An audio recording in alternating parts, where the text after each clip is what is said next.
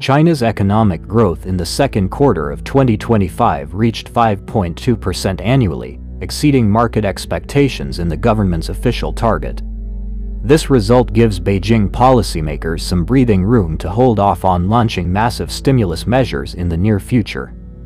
However, several key indicators point to structural vulnerabilities that could dampen recovery momentum in the second half of the year.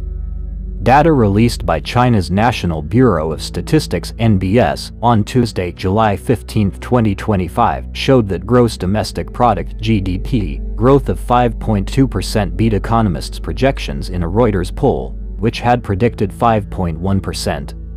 This achievement also means that China's aggregate economic growth so far exceeds the government's official annual target of 5%. However, this achievement is slower than the first quarter's 5.4% growth, indicating that the economic recovery momentum is starting to lose steam. Although growth is likely to slow in the second half of this year, the government's 5% target is still within reach, said Tianqian Xu, senior economist at the Economist Intelligence Unit, as quoted by CNBC International.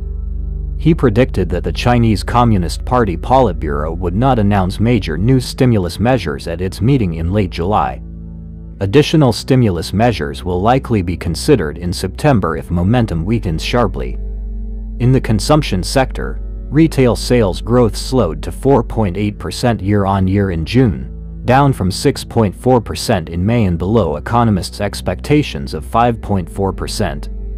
Within this component, catering service sales rose only 0.9%, the worst performance since December 2022, when the country was still impacted by the COVID-19 pandemic.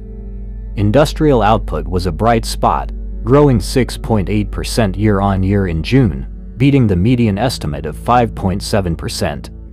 However, fixed asset investment grew only 2.8% in the first 6 months of the year, below the Reuters estimate of 3.6%.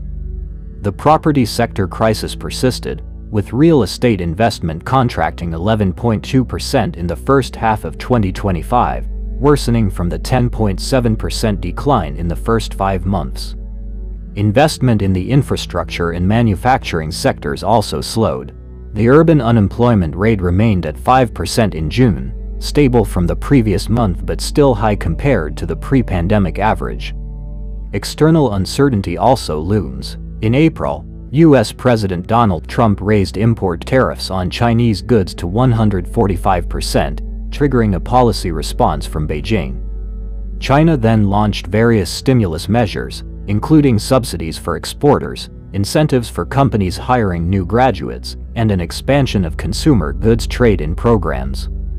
It must be acknowledged that many external factors remain unstable and uncertain, and domestic demand remains weak, said the National Bureau of Statistics. However, tensions eased in May after the two countries reached a tariff truce and agreed to a new framework at a meeting in London in June.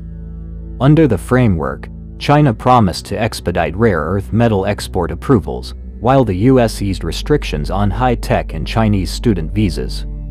China faces an August 12 deadline to finalize a permanent deal with Washington. Despite the surge in U.S. tariffs, Chinese exports remain resilient.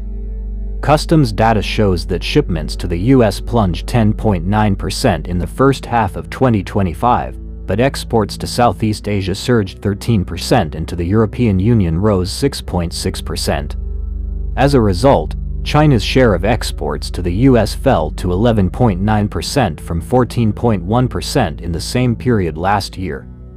The stimulus program has also helped boost manufacturing activity, as evidenced by official and private surveys showing improvements in the manufacturing index.